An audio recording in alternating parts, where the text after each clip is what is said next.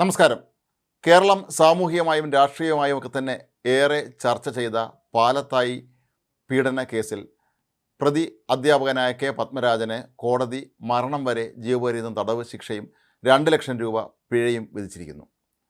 ഇന്നലെയാണ് പ്രതി കുറ്റക്കാരനാണ് എന്ന് കോടതി കണ്ടെത്തിയിരുന്നത്. ഇന്നലെ ശിശുദിനമായിരുന്നു എന്നുള്ള കാര്യം പ്രത്യേകം നമ്മൾ ഓർക്കണം. ഈ 2020-ലാണ് ഈ സംഭവം നടന്നത്. ഈ സ്കൂളിലെ BJP പ്രവർത്തകനും അധ്യാപക സംഘടനാ നേതാവുമായിരുന്ന കെ പത്മരാജൻ തൻ്റെ സ്കൂളിലെ ഒരു 4ാം ക്ലാസ് വിദ്യാർത്ഥിനിയെ പലതവണ പീഡിപ്പിച്ചു എന്നാണ് കേസ്. കുട്ടിയെ സ്കൂളിലെ ശുചിമുറിയിൽ വെച്ചും പിന്നീട് മറ്റൊരു വീട്ടിലെത്തിച്ചും പീഡിപ്പിച്ചു എന്നായിരുന്നു കേസ്. സംഭവം നടന്ന് കുറച്ച് നാളിന് ശേഷം കുട്ടി അസ്വസ്ഥത പ്രകടിപ്പിച്ചതിനെ തുടർന്നാണ് വീട്ടുകാർ കാര്യം മനസ്സിലാക്കുന്നതും തുടർന്ന് അവർ പരാതി നൽകുന്നതും. ഈ കേസിലെ മറ്റൊരു വിചിത്രമായ കാര്യം 5ഓളം പോലീസ് സംഘങ്ങളാണ് ഈ കേസ് അന്വേഷിച്ചത് എന്നുള്ളതായിരുന്നു. കുട്ടിയുടെ അമ്മ പരാതി നൽകിയതിൻ്റെ അടിസ്ഥാനത്തിൽ ആദ്യം പാനൂർ പോലീസാണ് ഈ കേസ് അന്വേഷിച്ചത്. എന്നാൽ കേസ് വ്യാജമായിരുന്നു എന്നായിരുന്നു പാനൂർ പോലീസ് കണ്ടെത്തിയത്. പിന്നീട് അതിശക്തമായ തോതിലുള്ള പ്രതിഷേധമുയർന്നു. ഇതേ തുടർന്ന് പ്രതിയുടെ പേരിൽ പോക്സോയ്ക്ക് കേസ് രജിസ്റ്റർ ചെയ്യുകയും ചെയ്തു. എന്നാൽ കുട്ടിയുടെ വീട്ടുകാർ അന്വേഷണം തൃപ്തികരമല്ല എന്നും കേസ് ക്രൈംബ്രാഞ്ച് അന്വേഷണത്തിന് വിടണമെന്നും ആവശ്യപ്പെട്ടിരുന്നു. തുടർന്ന് കേസ് ക്രൈംബ്രാഞ്ച് അന്വേഷിക്കുകയായിരുന്നു. എന്നാൽ കേസിൻ്റെ അന്വേഷണം അവസാനിപ്പിക്കാൻ മണിക്കൂറുകൾ ബാക്കി നിൽക്കുകയാണ്. അതായത് 90 ദിവസത്തിനകം കൊടുക്കണമായിരുന്നു. അതിന് മണിക്കൂറുകൾക്ക് മുമ്പാണ് ഇവർ കോടതിയിൽ അന്വേഷണ റിപ്പോർട്ട് സമർപ്പിച്ചത്. മാത്രമല്ല ഇതിൽ പോക്സോ കേസും ഉൾപ്പെടുത്തിയിരുന്നില്ല. ഇതോടുകൂടി പ്രതി പത്മരാജന് ഹൈക്കോടതിയിൽ നിന്ന് ജാമ്യം ലഭിക്കുകയും ചെയ്തു. ഇതേ തുടർന്ന് കുട്ടിയുടെ അമ്മ ഹൈക്കോടതിയെ സമീപിക്കുന്നു. കോടതി കേസിൻ്റെ അന്വേഷണം നാർക്കോട്ടിക് ASP ആയിരുന്ന രേഷ്മയെ കോടതി ഏൽപ്പിക്കുന്നു. ഈ അന്വേഷണം തൃപ്തികരമല്ല എന്നാണ് കുട്ടിയുടെ വീട്ടുകാർ ചൂണ്ടിക്കാട്ടിയത്. വീണ്ടും അന്വേഷണ സംഘത്തെ മാറ്റി അന്ന് DIG ആയിരുന്ന S. ശ്രീജിത്തിനെയാണ് ഈ അന്വേഷണത്തിൻ്റെ ചുമതല ഏൽപ്പിച്ചത്. എന്നാൽ അക്കാലത്തുണ്ടായ വലിയൊരു വിവാദം ഈ കേസിൻ്റെ അന്വേഷണത്തെ വീണ്ടും മാറ്റിമറിക്കുന്നതായിരുന്നു. DIG ആയിരുന്ന ശ്രീജിത്തിൻ്റെ ഒരു ഫോൺ സംഭാഷണം പുറത്തു വന്നിരുന്നു. അതിൽ പത്മരാജൻ നിരപരാധിയാണ് എന്നാണ് അദ്ദേഹം പറഞ്ഞിരുന്നത്. എന്നാൽ ശ്രീജിത്താകട്ടെ തൻ്റെ ഈ സംഭാഷണം സ്ഥിരീകരിക്കാനോ നിഷേധിക്കാനോ തയ്യാറായിരുന്നതുമില്ല എന്നുള്ളത് ഈ കേസിലെ വളരെ പ്രധാനപ്പെട്ട ഒരു വഴിത്തിരിവായിരുന്നു. തുടർന്ന് ADGP EJ Jayarajan, Taliparamba DYSP ആയിരുന്ന TK രത്നകുമാർ എന്നിവരുടെ സംഘത്തിനായിരുന്നു അന്വേഷണ ചുമതല. ഇവരുടെ അന്വേഷണത്തിലാണ് പോക്സോ കേസ് ചേർത്ത് അന്തിമ കുറ്റപത്രം നൽകിയത്.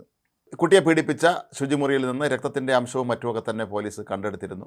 എന്നാൽ BJP നേതാക്കളാകട്ടെ ഇത് SDPI, ജമാഅത്ത് ഇസ്ലാമി പോലുള്ള പ്രസ്ഥാനങ്ങളാണ് ഇതിന് പിന്നിലെന്നും ഇതൊരു കള്ളക്കേസാണ് എന്നുള്ള നിലപാടിൽ ഉറച്ചു നിൽക്കുകയായിരുന്നു. പിന്നീടാണ് ഇതിന്മേൽ നടപടികളുണ്ടാകുന്നത്. അതിവേഗ സ്പെഷ്യൽ പോക്സോ കോടതി ഈ കേസിൽ ശിക്ഷ വിധിക്കുന്നത്. ഇന്നലെ കെ പത്മരാജൻ കുറ്റക്കാരനാണ് എന്ന് കോടതി കണ്ടെത്തിയിരുന്നു. തുടർന്ന് ഇന്ന് ശിക്ഷയും വിധിക്കുകയായിരുന്നു. ഏതായാലും കെ പത്മരാജനെ സംബന്ധിച്ച് അദ്ദേഹത്തിൻ്റെ ജീവിതകാലം മുഴുവൻ ഇനി ജയിലിൽ കഴിയേണ്ട അവസ്ഥയാണുള്ളത്. ഒരുപക്ഷെ കേരളത്തിലെ നീതിന്യായ വ്യവസ്ഥയുടെ ചരിത്രത്തിൽ വളരെ സുപ്രധാനമായ ഒരു വിധിയായിട്ട് വേണം ഇതിനെ കണക്കാക്കാനും. ഈയിടെ പല കോടതികളും പോക്സോ കേസുകളിലൊക്കെ തന്നെ വളരെ കർശനമായ ശിക്ഷണ നടപടികളാണ് സ്വീകരിച്ചുകൊണ്ടിരിക്കുന്നത്. അതുകൊണ്ട് തന്നെ ആയിരിക്കാം ഒരുപക്ഷെ ഇപ്പോൾ കേരളത്തിൽ ഇത്തരത്തിലുള്ള കുറ്റകൃത്യങ്ങളുടെ എണ്ണത്തിലും കുറവ് വന്നിട്ടുണ്ട് എന്നാണ് കണക്കാക്കപ്പെടുന്നത്. അതേസമയം റിപ്പോർട്ട് ചെയ്യപ്പെട്ട പരാതികളെക്കുറിച്ച് മാത്രമാണ് നമുക്കിവിടെ പറയാൻ കഴിയുന്നത്. ഒരുപക്ഷെ പിന്നീട് പരാതിയായി ഒതുക്കി തീർത്ത എത്രയോ സംഭവങ്ങൾ ഈ കേരളത്തിൽ തന്നെ നടന്നിരിക്കാനുള്ള സാധ്യതയുണ്ട്. കുടുംബങ്ങളിൽ പോലും ഇത്തരത്തിലുള്ള സംഭവങ്ങൾ നടന്നതായി നിരന്തരം വാർത്തകൾ വരുന്നുണ്ട്. പക്ഷേ ഇതൊക്കെ പിന്നീട് എവിടെ പോയി മറഞ്ഞു എന്നവർ അറിയുന്നില്ല. ഏതായാലും ഈ കുട്ടിയുടെ കുടുംബം അക്കാര്യത്തിൽ ഉറച്ചു നിൽക്കുകയും ഇത്രയും അന്വേഷണ സംഘങ്ങൾ ഈ കേസ് അന്വേഷിക്കുകയും ചെയ്തതിൻ്റെ കൂടി ഫലമായിട്ടായിരിക്കാം ഒരുപക്ഷെ കോടതിയിൽ അന്വേഷണ സംഘത്തിന് അവസാനത്തെ കുറ്റാന്വേഷണ സംഘത്തിന് കുറ്റപത്രം സമർപ്പിക്കാനും ഇത് സംബന്ധിച്ചുള്ള നിയമ നടപടികളിലേക്ക് അവരെ എത്താനുമൊക്കെ തന്നെ സഹായകരമായി മാറിയത്. ഈ കേസ് അന്വേഷിച്ച DYSP ആയിരുന്ന TK രത്നകുമാർ ഇത്തവണ ഇടതുമുന്നണി സ്ഥാനാർത്ഥിയായി തദ്ദേശ ഭരണ തെരഞ്ഞെടുപ്പിൽ മത്സരിക്കുന്നു എന്നുള്ളതും മറ്റൊരു പ്രധാനപ്പെട്ട കാര്യമാണ്. 2024 ഫെബ്രുവരി 23-നാണ് കേസിൻ്റെ വിചാരണ ആരംഭിച്ചത്. 2025 ഓഗസ്റ്റ് 13 വരെ തുടർച്ചയായ വിചാരണയുണ്ടായി. 3 ജഡ്ജിമാർ വാദം കേട്ടു. പീഡനത്തിരയായ കുട്ടിയുടെ മൊഴി 5 ദിവസം കൊണ്ടാണ് കോടതി രേഖപ്പെടുത്തിയത്. 40 സാക്ഷികളെയാണ് കേസിൽ വിസ്തരിച്ചിരുന്നത്.